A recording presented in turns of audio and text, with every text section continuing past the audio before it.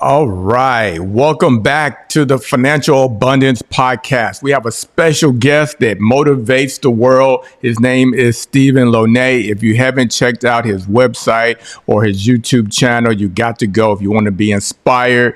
He inspires all types of men, women around the world, helping them to find balance and evolve as a person, folks. He's helping you to become better every day so that you can live a nice and prosperous life. With that said, let me bring on our special guest today. Man, how are you doing? How are you doing? How are you doing? Michael, I'm doing great, man. Thank you for allowing me to be here on your podcast, and man, look forward to having a great conversation, man. Woo. All right. So let's get it started. What has been something that has allowed you to impact the world? Like, what's one moment someone came and said, "Thank you, I watched your video and you changed my life"? Well, man, it's been an honor. There's so many times I go out and people say, man, from different places, whether if it was from a speech that I may have had, or if it was something they may have seen a video, they said, man, that was right on time. And here recently, my wife even been coming to me saying some of her people that come to her office is saying, I love what your husband has been saying on his videos. It's really been on point. So it's reassuring that what I'm saying is really impacting the lives of others. So it's an honor and a privilege to do so. We appreciate you. Let's step back a little bit. Tell us who you are, what you do, if you don't mind. Well, I'm glad you asked, man. My name is Stephen Loney. I love how you put that Loney. Yeah, Stephen Loney, and pretty much I am. I'm a product of what I found myself doing. It wasn't something I felt that I was originally set out to, but I feel like that Moses experience, like when you just out and about being yourself and God taps you and it shares with you that you have been called for something for this time. And so even for me, it happened back years ago, because I grew up in a time where I didn't have the role model of a father, which I did have my father, but he wasn't the one who was put himself in a position to be a model after.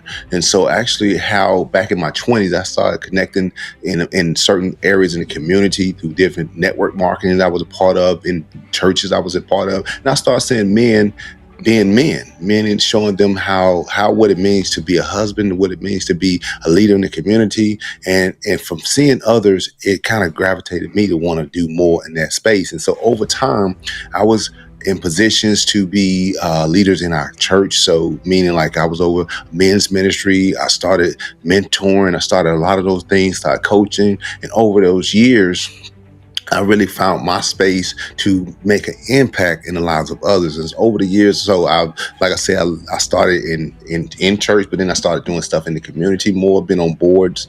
And over time, it really opened up doors for me to impact the lives of others. And so I started an organization called Brothers back in my 30s. So it's been a little time since, but we started, Brothers stood for brothers reaching out to help others, to help different races and sexes. So we also, during that time of when we were going through the recession and things like that, helping men to find employment and get and finding ways to bounce back and get unstuck in life. And so we started a lot of good opportunities there. But as we fast forward to where I'm at now, I've really stepped into the space of speaking. So I'm now a professional speaker, as well as doing podcasting. Be Great Podcast is my podcast, as well as I have a channel where I just give inspirational word. And so through these years has really opened up doors of how we can be able to empower and inspire others to be great. So it's been a great journey. Wow, that's a powerful message. Inspire others to be great. What is a message then that one of your wife's friends mentioned to you that kind of stuck, like, wow, yes, I love the message that you had? What's one of those nuggets you dropped before people really liked? I love using transparency. What I mean by that, sometimes in my messaging, I put real life situations that I may be in. So pretty much like some comedians do that. They like Kevin Hart, for instance. He doesn't pick at others as much as he actually put himself in that situation. So some of the messaging I do in some of my speeches, I put what I've been through and use those points, the situations that I've been to bring forth the points that I want to convey to people. So it's pretty much showing that I can relate to where you may have been. May not be the same situation that you face, but I can tell you I've been through a bankruptcy. I've been to a time where a home where my parents, primarily my father, who has substance abuse and mental health and things like that. And how did I overcome those situations? So using those scenarios help people realize, hey, my situation may not be as bad as I think it is if I have the right perspective for how to move forward from it. So those are some of the things that I find a way to relate to people, and they appreciate that message because they can see themselves in it as well. Wow. Now, you mentioned something. You helped people during the recession, which I know had to have been hard for people financially and emotionally. Can you touch on, let's talk about the emotional aspect. How were you able to help people when they were going through times of financial need?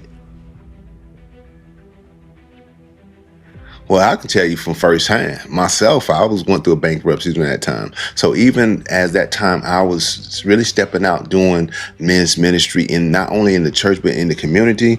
I myself was dealing with it. So I was seeing several men who I was talking to. They'll say, man, I've lost my job. Times are getting tight. And, what do I need to do? So what I was doing, even though, like I said, I went through a bankruptcy myself, I found not only how can I help me, but how can I find resources that can help others? So I built great partnerships with this employment office. I have a good friend. Her name is Christina, and she's actually she was at the time was the head person at the employment office. We created workshops. We then connected with them to do job fairs and various other things to help meet the need that those individuals were facing.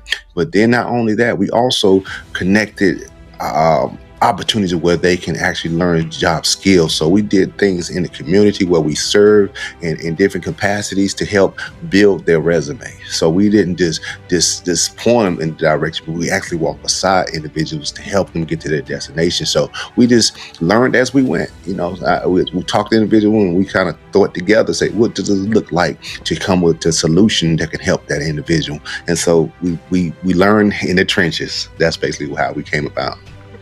Learn in the trenches. So let's talk about, I want to dig deeper on that part. What advice would you give to somebody that, was laid off, fired, unemployed, they're going through recession? What's one thing that you noticed that really helped people get out of that situation? I'm glad you asked that, because I want to give you my story. One time back in my 20s, I found myself, and I was in network marketing at the time. So I actually quit my job thinking, hey, I've arrived, because I had some success at a point in time. And what I did, I ended up hitting a hard time. And so I ended up going to my uncle's house to borrow a couple of dollars just for some gas. And what he did was plant a seed. And that's the main thing I want people to understand. Sometimes it's a seed and then it's harvest. Sometimes we take that seed and we think that's what we need to be spending on our harvest, but we need to take that seed and invest it. And so what I did, he gave me not the $10 or $15, whatever he was going to give me for gas. He gave me a lawnmower, a raggedy lawnmower at that. Now, I just want to let you know, I wasn't one who cut grass, because I grew up in the projects where we really didn't cut grass, but he planted a vision in me. He said, if you take this lawnmower and you go find those neighbors and people who need their lawn cut, and guess what? You would then reap the harvest that you're looking for. And that's exactly what I did. I took that lawnmower and I went and cut some of the neighbors, single moms, who I just blessed them. I said, whatever you can give me, that's all well. I wasn't really putting $40, whatever. I said, whatever you can give me, that's well. But guess what happened? What? They Talk became to the me. best word of advertisement for me. They went and told their mom and them, told others about what I did for them, and I had plenty work. But see, some of us want to rush to the finish line without actually going through those steps of how to be a blessing before I receive my blessing. And that's what I try to share with others. Hey, don't worry about your problems more than how you can help someone else through theirs. And when you take the eyes off of you and put the eyes on others, God will always take care of yours.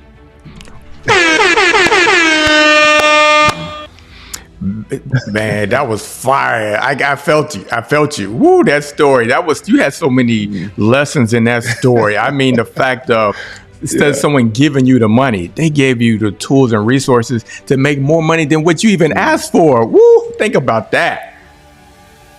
Mm-hmm. Did you catch that lesson Yes, when he yes. gave you the lawnmower? After you cut the first and second grass? Were you thankful that he didn't just give you the money? He gave you that lawnmower. Exactly, man. That reminded me. I always say Jack and the Beanstalk. That's a Jack and the Beanstalk situation. But if you just take that and what it did, so now I didn't fast forward and let you know where I'm at now. I have a full-fledged lawn care business. But that was the seed that was planted. So I went from a lawnmower to a push lawnmower to invest into a ride lawnmower to zero turns to weed eaters, blowers, and now I got a nice operation. Oh, we got to open that box. Here's why we got to open that up, right? Imagine, because let's go back when you were living in the projects, right? And look where you're at now, right? Look at the vision, your goals and dreams that you had at that point in time to where you're at now. What would you tell, the 18-year-old boy or girl that's in the project, living in low income, that's like, what am I going to do? How am I going to survive? What message do you have for that person? Well, I'm glad you said that, because that's really a big thing that I connect myself with future leaders. That's what I pride myself on. And that doesn't mean you got to be young. You can be old, but you still are a future leader, meaning that everyone has a different background. Regardless if you're an A student or an F student, we all have something in us that we have been called to do. And something I heard from Bishop Jakes, what bothers you is what you have been called to help fix. So that's all a job, a business really is. It's a way to answer a problem, because people pay for answers. They don't pay you for pointing out the problem. They pay you to answer that problem. And so my thing is, I love to work with individuals who are eager to move forward. And so, yes, we can't change the fact what we did yesterday, but what we're willing to do today to not blame others, not to point the fingers at saying this person did that. Now, life is never going to be fair. But what you have to tell yourself is, what can I do to help make life better? How can I play my part into making life better, for not only for myself, for others? And if I can do that, then that's what I'm going to do today. I'm going to work hard on being an answer to someone's problem. So when I do that, guess what? It's going to change not only their future, but it's going to change mine too. It's going to help move me in that direction of me finding my purpose, and I can live a life of fulfillment. Because none of us, even if we aiming for success is when I'm succeed. But when significance is when I'm able to take the eyes off of me and make a difference in the lives of others. And so that's the life that we all want to really live, is a life of significance. Wow. That was impactful, man. That was impactful. What if there's a 18-year-old, 20-year-old who's looking to get into lawn care business? They want to open up their lawn care business. They want to be like you. They got a couple $100s. What advice would you give them to start and then to be able to scale? Well, I would tell you, not only it's in lawn care business, it could be in content creation. It can be in whatever your ambition is. Some people may say, I want to start doing nails. I like to do hair. The main thing is you take that idea. That's the first thing, to make a decision. But the second thing you got to do is to take action.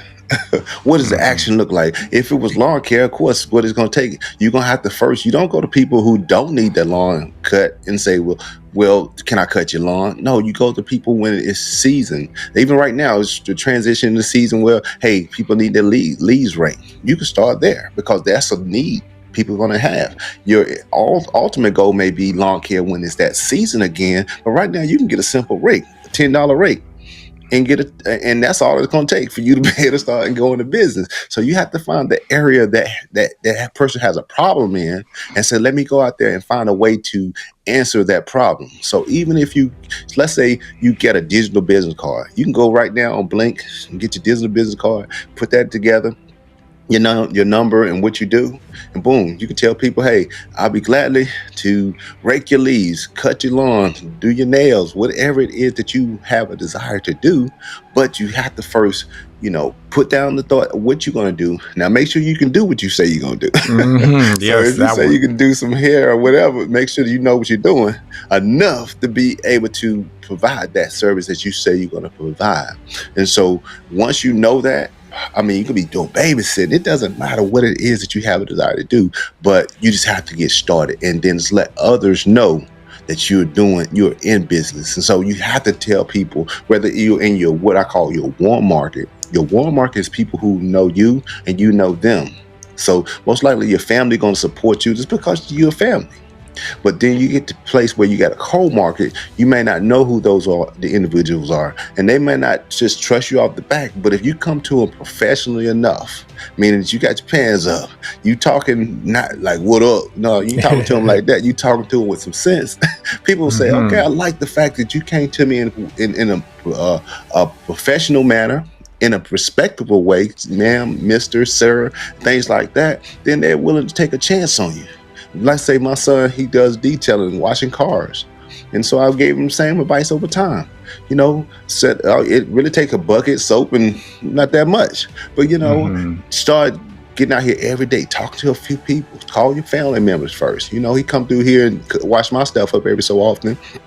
But you just start off with knowing what you're going to do, and then just reaching out to others and let them know you're in business to do that. Never diminish what you do either. Don't say I'm doing this little thing. No, don't call your business little.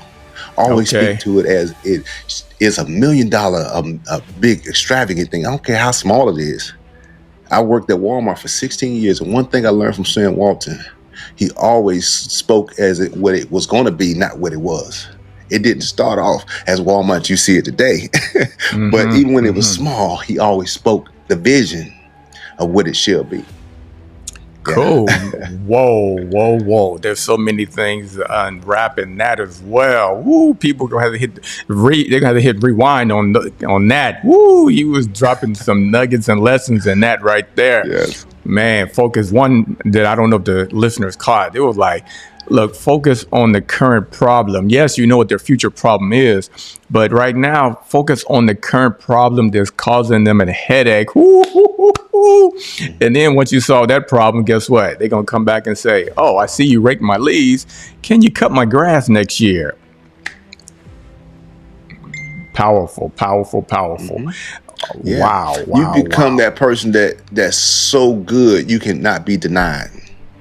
So I've had clients that even though I was cutting the lawn, they were saying, do you do other services? I get that all the time. And so on my off seasons, I can do the pressure washing. On my off season, then I can do other services, or I can recommend other people. And I bought it off services with them where I get paid for referring work out, because people say, hey, you do such a great work with me on this. Can you do this for me also? And so you want to be so good you cannot be denied. Wow. What's as we get ready to wrap up, what's one piece of financial advice that you would give to that high school student, right, who's about to graduate? What's one piece of financial advice you'd like to give to them? I always think pay yourself first. I heard this first from Robert Kiyosaki. And this is the book called Rich Dad Poor Dad. In the book, his philosophy is pay yourself first. If you're from the streets, that means you got to re-up. All right. But you got to make sure you got to put money back in what's making you money. You can't go out there and buy the next nice Jordans on your money if you got to re-up. You got to make sure you investing back into what's going to make you money. You got to always make sure you are putting money back towards what's going to help you move forward. And so that starts off small, meaning that you're going to, if you do lawn care, you putting money back so I can make sure I got gas, I got the next equipment that I need, make sure my stuff stays running. But over time, it means now I can invest into other things, like me investing into my podcasting, me investing into other things such as insurance. So you have infinite bank. You got so many different other avenues you can invest in, but mainly you want to start that process. Whether if you putting $5, $10 back, and then you spending that money towards something that's going to help continue the stream of resources or income that's going to help you to grow. Wow, wow, wow. That was powerful right there. That's powerful. What do you want our, Financial Abundance podcast listeners to know about your business, about what you do? What's your final words for them? Awesome. I'm glad you said, because my ultimate goal again is to empower and inspire individuals to be great. And that means the whole man, not this only the fact of financial. Now, of course, you want to make sure you live in financially sound, but also you want to be spiritually sound. You want to be economically sound. You want to be socially the whole man, because you can be developing one area, but without the others develop, it's still lacking. And so that's what we're here to do. So I want to invite you to check out some of the podcasts, and also on my channel. You can find us at Be Great Podcast. And on those podcasts, you're going to see other individuals similar to what we have here. We have great individuals who have phenomenal stories that has impacted so many lives. And so we want to share through their stories of how they have helped others, how you can also be that same. You can take from there, but also I'm giving jewels, nuggets, and other inspirational word through my personal channel. This is Stephen Loney on YouTube. And so please check it out. And like I said, again, our goal is to see individuals to be great in leadership, and this is the whole aspect of life. And so if you can, we're going to leave our information here in the chat, so please link in with us. We'd love to do what we can to help you be the best version of yourself and live life as great as you possibly can. That's what we're about. All right, man. Thank you, everybody. Make sure you hit the subscribe button and share this episode.